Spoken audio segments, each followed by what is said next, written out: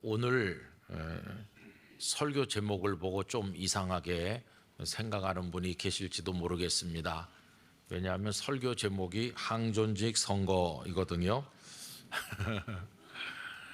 근데 이 항존직이라고 하는 용어는 교회 바깥에서는 거의 쓰지 않는 단어입니다. 항존직이 뭐냐?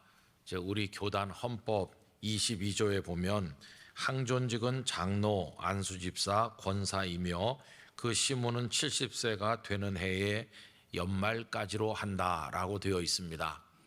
그러니까 장로, 안수집사, 권사를 항존직이라고 하고, 그럼 목사는 어떻게 되는 거냐 하면요, 목사는 장로 속에 포함되어 있으니까 목사도 항존직이라고 하겠습니다.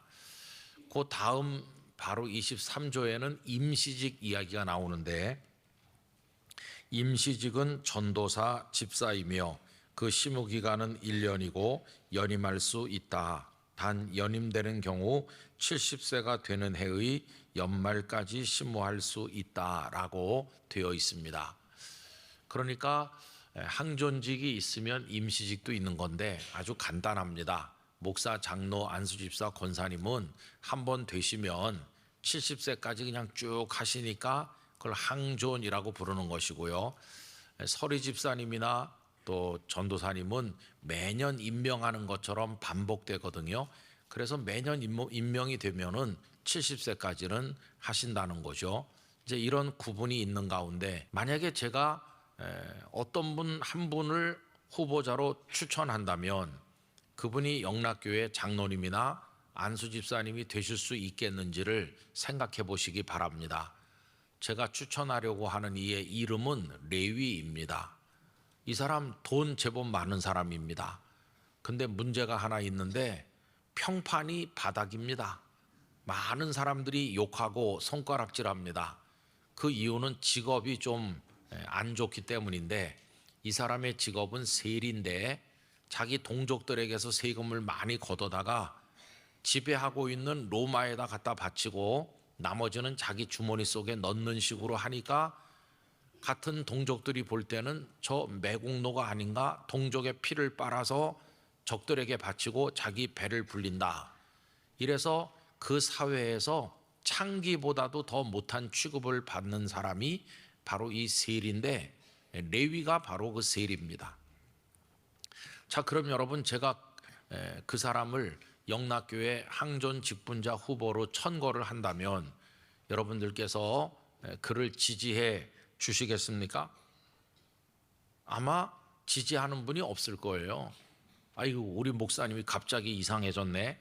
그러면서 저런 깜도 안 되는 사람, 아니 저런 사람이 어떻게 안수집사가 될 수 있겠어?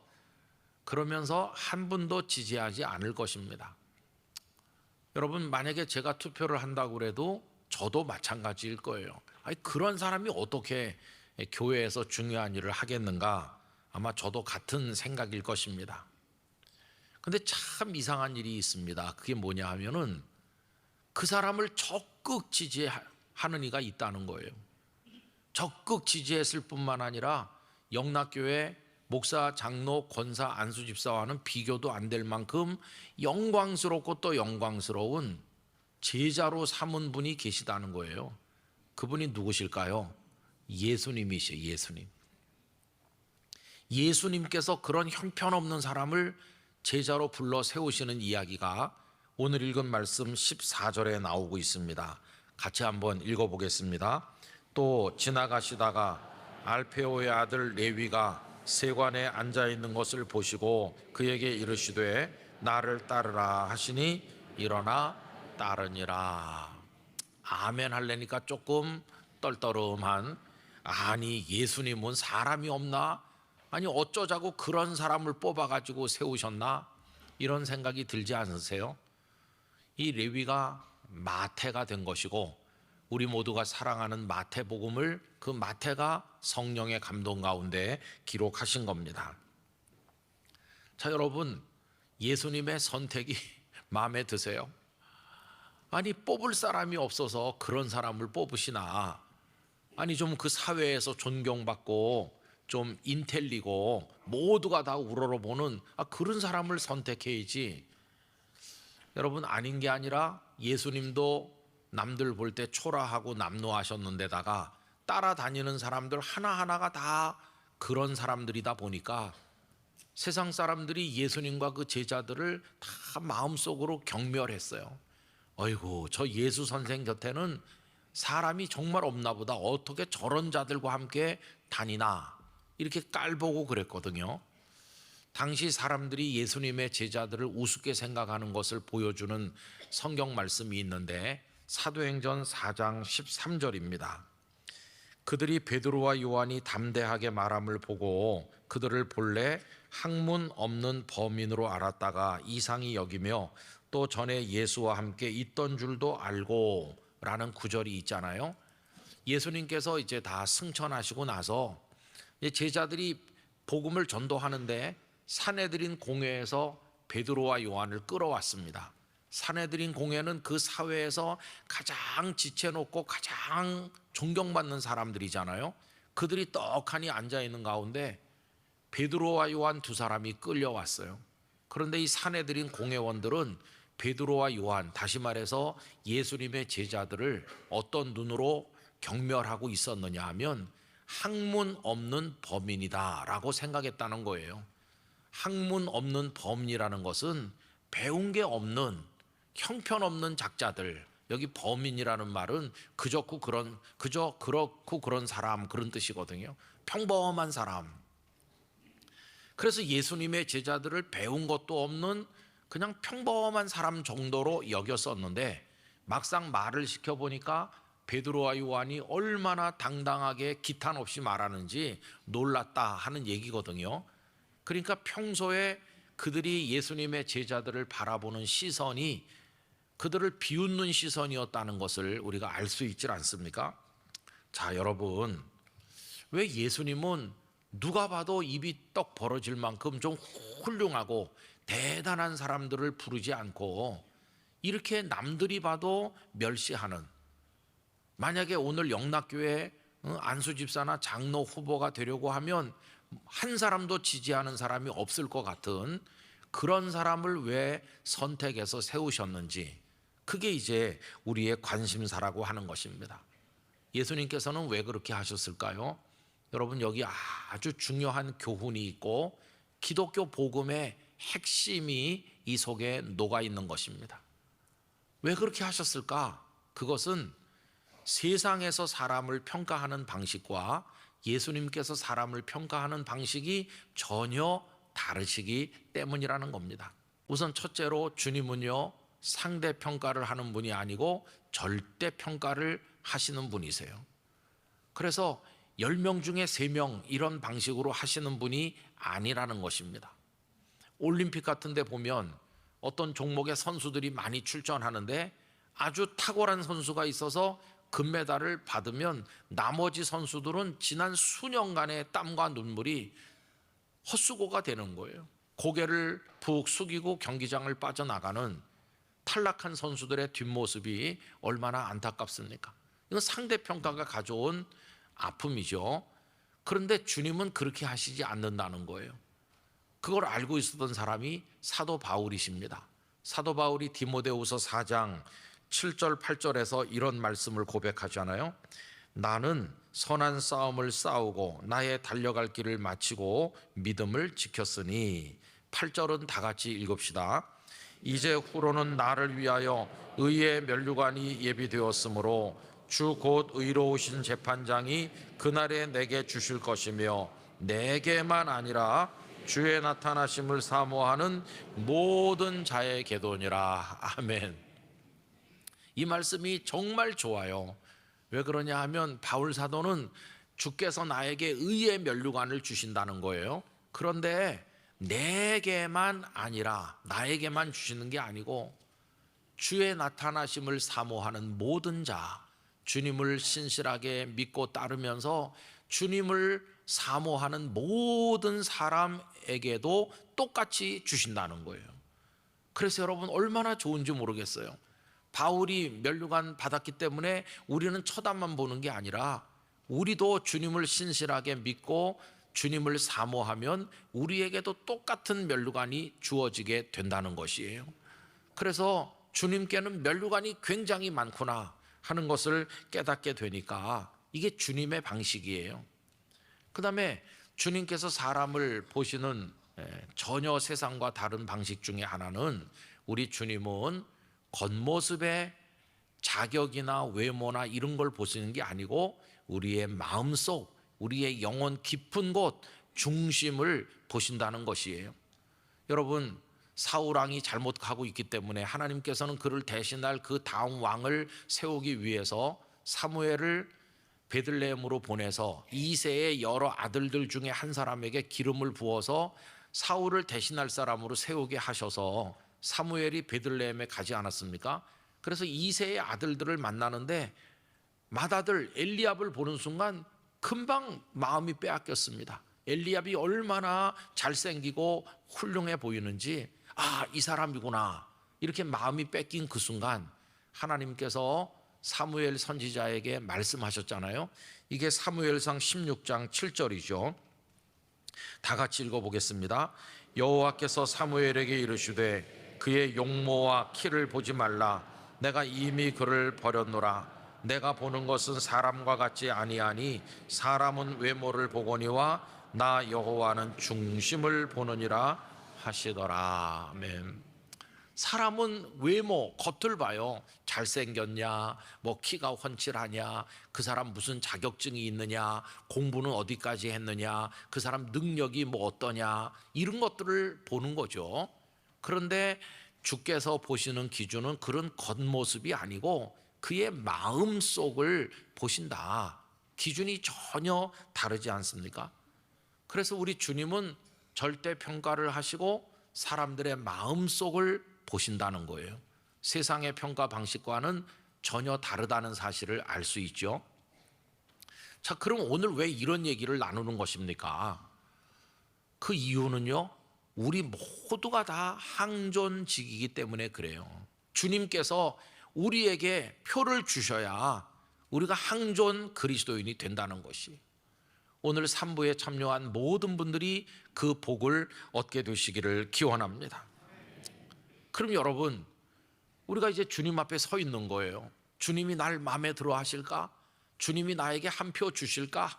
이게 문제인데, 그럼 여러분 주님 앞에 당당하게 주님 저 이렇게 훌륭한 사람인데 한 표 주세요 라고 할 그런 자신감이 있으세요?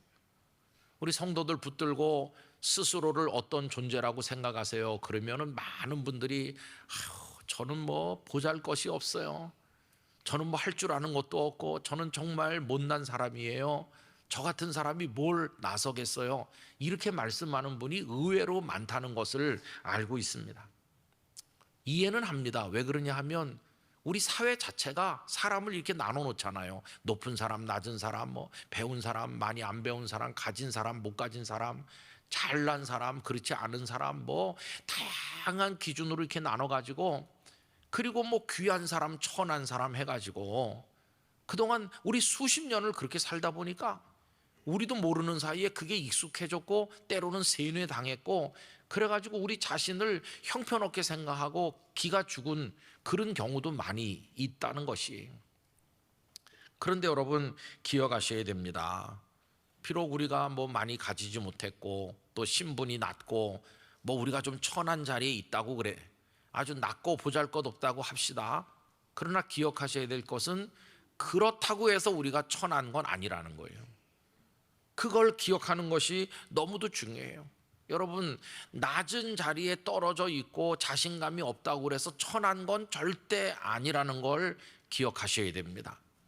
물론 천한 사람도 있긴 있죠. 예를 들면 누가복음 15장에 예수님의 비유 가운데 그 둘째 아들 얘기 나오잖아요. 아버지가 멀쩡하게 살아계시는데도 자기 몫의 재산을 다 받아가지고는 먼 나라에 가서 창기들과 다 방탕하게 먹어버리고 거지가 돼가지고 흉년을 만났는데 오갈 데도 없어서 돼지치기로 전락했잖아요. 근데 돼지가 먹는 거 먹으려고 그래도 그것도 없어서 못 먹는 그 신세에 떨어진 그 사람에게 무슨 존귀함이 있습니까? 그건 진짜 타락해가지고 비천하게 된 게 맞아요. 누가 지나가면서 너 그래가지고 무슨 인간이라고 하겠니? 너 정말 형편없는 녀석이야. 이렇게 욕을 해도 하나도 이상하지 않아요. 욕을 먹어 싸죠. 욕을 먹어 싸요. 그런 사람은 진짜 비천한 거예요. 근데 여러분, 낮은 자리에 떨어져 있다고 다 비천한 건 아니지요. 생각해 보세요. 요셉을 한번 떠올려 보세요. 요셉은 노예가 됐어요. 팔려갔어요. 그래가지고 보디발이라고 하는 파라오의 그 시위대 장관 집에 노예가 됐는데, 그 보디발의 집에 노예가 그 한 명뿐이겠어요? 많은 노예가 있죠. 최고의 권세가 아닙니까? 근데 그 집 노예들 중에서도 가장 밑바닥 노예겠죠. 애굽 말을 할 줄 아나, 뭐 할 줄 아는 게 있습니까? 그러니 거기서 천대 받으면서 노예들 중에서도 밑바닥 노예죠. 그러면 요셉이 천합니까? 아니에요.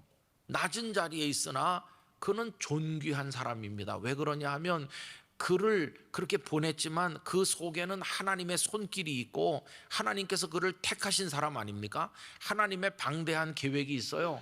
짧게 말하면 그를 보내서 앞으로 다가올 흉년에서 굶어 죽을 수백만의 애굽 사람들을 살려낼 그런 인재로 쓰시기 위해서 그를 보내신 것이고요. 길게 내다보면 앞으로 그 이스라엘 백성들에게 가나안 땅을 주실 건데, 지금은 야곱과 그 가족 70명밖에 없으니까 현재는 가나안을 얻을 수 없기 때문에 가나안 땅을 얻어서 누릴 만큼 큰 민족이 되려면 세월이 필요하고 시간이 필요하니까 그들이 큰 민족으로 성장할 수 있는 모판으로 정하신 곳이 애굽 땅 고센이고, 그래서 그들이 다 애굽에 내려가서 살도록 하기 위한 이 원대한 하나님의 계획 속에서 선발대로 파송된 사람이 요셉인 거예요.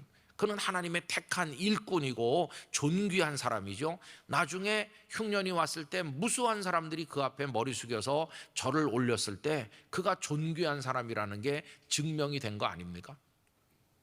여러분, 낮은 곳에 떨어져 있다고 천한 게 아니에요. 낮은 곳에서도 가장 귀한 이들이 있는 거예요. 그 모델이 누구시냐 하면 우리 구주 예수님이십니다. 예수님은 가장 낮은 곳에 떨어졌어요. 그게 뭡니까? 십자가죠, 십자가. 아니, 십자가는 보통만 살아도 거기 매달리지 않아요. 정말 흉악한, 모든 사람이 저건 죽어야 되라고 할 때 그런 흉악범 중에 흉악범이 매달리는 게 십자가인데, 예수님은 십자가에 달려 죽으셨으니 이 세상에서 말하면 가장 밑바닥에 떨어져 있잖아요. 그럼 예수님이 천합니까? 타락하셨나요? 아니요.